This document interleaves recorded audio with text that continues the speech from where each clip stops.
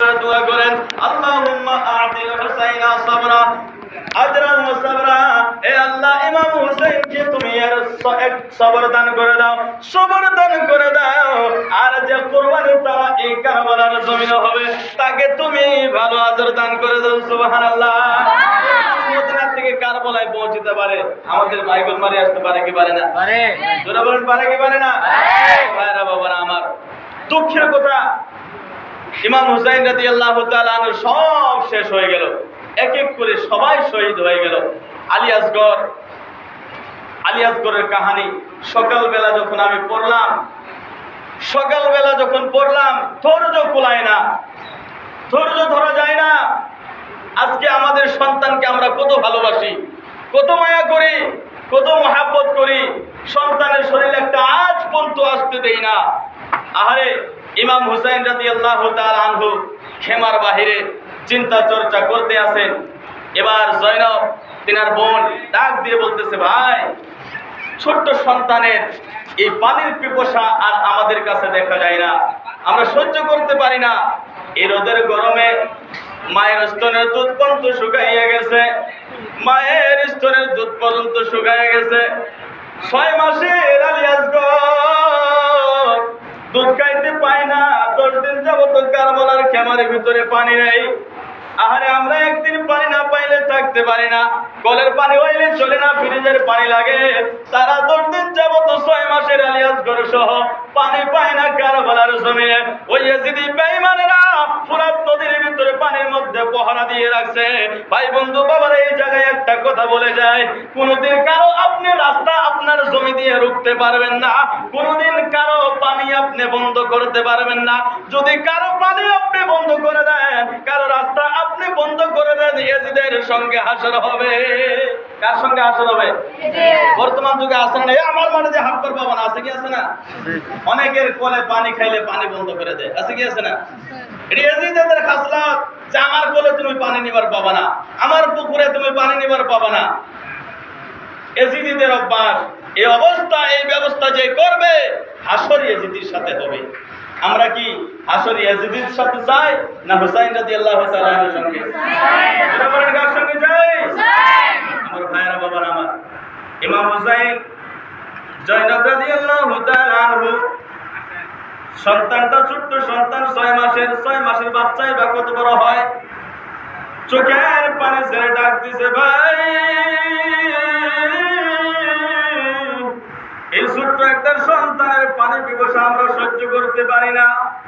আপনি একটা কাম করেন, আলী আসগরকে নিয়ে যায় তাদের সম্মুখে একটু কথা বলেন, যায় বলেন, ফোরাত নদীর পারে ওই বেঈমানেরা পহরা দিতে আছে, তাদের কাছ থেকে একটু পানি নিয়ে সন্তানটাকে খেলান।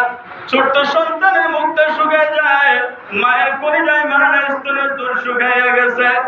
যখন সন্তানের মুখ স্তনে লাগায়, সন্তান মনে মনে তার জবান দিয়া বলে, মা গো মা,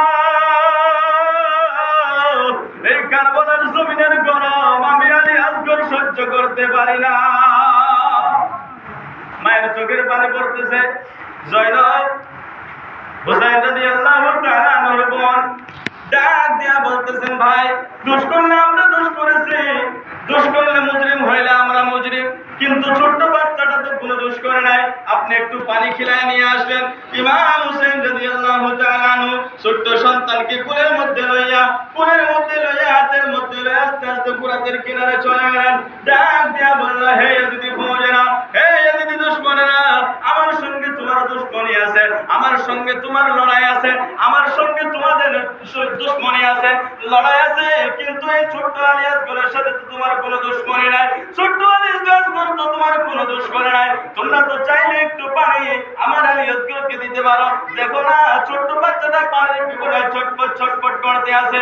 এবার ওই ইয়াজিদি বেঈমানেরা, ওরওয়ালা নামের একটি বেঈমান ইমাম হুসাইন রাদিয়াল্লাহু তাআলা আনহু সে ছোট্ট সন্তানকে পানি তো দিলই না, পানি না দিয়ে দূর থেকে একটা তীর মেরেছে গো। ওই তীর যাইয়া ইমাম হুসাইনকে লাগাইয়া আলী আসগরের গলার মধ্য দিয়ে ছিদ্র করে চলে গেছে। এবার ইমাম হুসাইন রাদিয়াল্লাহু তাআলা আনহু যখন রক্তটা ফোয়ারা, রক্ত গলগল করে গলা থেকে বাইরে হইতে আছে, আল্লাহর দরবারে সেই সত্যটা তুলে ধরলেন। রব্বুল আলামিন, এই যে একটা আলিয়াসগর কেন, আলিয়াসগরের রক্ত আপনার দরবারে দান করলাম। এক আলিয়াসগর নয়, হাজার হাজার আলিয়াসগর হইলে আজকে কারবালার জমিনের ভিতরে শহীদ করে যায়। সুবহানাল্লাহ বলেন। আমার ভাইরা বাবারা আমার, এবার ইমাম হুসাইন রাদিয়াল্লাহু তাআলা আনহু আলিয়াসগরকে বাড়িতে নিয়ে আসলেন। একটু এই জায়গায় আপনি চিন্তা করেন যে বাবার কোলে 6 মাসের শিশু আলিয়াসগর, 6 মাসের বাচ্চা তীর খায় শহীদ হয়, সেই বাবার কলিজার উপরে কেমন অবস্থা হয়েছিল সেই সময়। আজকে আমরা আনন্দ করি, ঢোল বাজাই, মহরমে কত ধরনের লাঠি খেলা, নানান ব্যবস্থা আমরা করি, খাওয়া দাওয়ায় আমরা মগ্ন হয়ে যাই, কিন্তু করা যে কি লাগবে সেই দিকে আমাদের আগ্রহ নেই। ইমাম হুসাইন নিয়ে খেমার ভিতরে আসলেন। আসার পরে বলতেছে, জয়নব নেও না, এই যে সন্তানকে আমি পানি খিলে নিয়ে এসেছি, মায়ের কোলে নিয়ে যায় দিলেন। আরে মা তো মা, মায়ের মনটা কেমন বড় সকলেই জানেন। আমাদের মা বাবা কেমন করে আমাদেরকে বড় করেছে, আমরা আমাদের সন্তানকে কেমন করে বড় করতেছি আমরা সবাই জানি। মায়ের কোলে যখন দিলেন, মায়ের চোখ দিয়ে পানি ঝরতে আছে, যার নয়নে কাঁদতে আছে। এবার সন্তানের মুখ থেকে মাটি রক্ত সাফ করে আর বলে, বাবা তুমি তো আমার থেকে চিরদিনের জন্য চলে গেলা, একবারের জন্য আমার স্তনে মুখ লাগাও না, আমার দুধে মুখ লাগাও না, তুমি তো আমার থেকে চিরদিন জন্য চলে যাবা, আর তো কোনোদিন আমার কাছে আসবা না। মা এই কথা বলে বলে যার নয়নে চোখের পানি ছেড়ে ছেড়ে কাঁদতে আছে। ভাই বন্ধু বাবারা, আজকে আমরা কি জন্য ভুলে গেলাম সেই ঘটনাগুলো? আজকে আমরা আলী আকবরের কথা কি জন্য ভুলে গেলাম? আজকে আমরা রোজা কি জন্য থাকলাম না? আজকে আমরা ইমাম হুসাইনের স্মরণে গোশত খাইলাম, পোলাও খেলাম, বিরিয়ানি খেলাম, সবকিছু খাইলাম, কিন্তু যে দুঃখ প্রকাশ হওয়া লাগে এটা আমাদের দ্বারাই হইতে আসে না। আমরা মত মসজিদে আছি, কিয়ামতের ময়দানে ইমাম হুসাইন যে আমাদেরকে হাতে ধরে জান্নাতে নিয়ে যাবে, জান্নাতের সরদার হয়ে থাকবে, সেই দিন যদি আমাদেরকে জিজ্ঞাসা করা হয় কি জবাব হবে আমাদের? তো ভাইরা বাবারা আমার, আল্লাহ যদি হায়াতে বাঁচায় রাখে এই দুইটা রোজা আমরা ইনশাআল্লাহ আগে থেকে ছাড়বো না। সবাই বলেন আমরা ইনশাআল্লাহ ছাড়বো না। আরো জোরে বলেন ছাড়বো না। দুইটা রোজা রাখলে উলামায়ে কেরাম বয়ান করেন 1 বছরের গুনাহ মাফ হয়। সুবহানাল্লাহ। কত দিনের গুনাহ মাফ হয়? 1 বছরের গুনাহ মাফ হয়। ইনশাআল্লাহ আল্লাহ যদি আমাদের বাঁচায় রাখে, আগামী বছর হায়াতে থাকলে ইনশাআল্লাহ আমরা জিন্দা যদি থাকি, শরীরে এক ফোঁটা রক্ত থাকলে ইনশাআল্লাহ আমরা রোজা থাকবো। রোজা থাকবো। তো যাই হোক, এই পর্যায়ে আলোচনা শেষ করে দোয়া হবে। সবাই বাবা মার কথা স্মরণ করে, আহলে আওলাদের কথা স্মরণ করে দোয়া ধরবেন। আল্লাহ তাআলা যেন আমাদের মা বাবাকে সবাইকে কবরে মাফ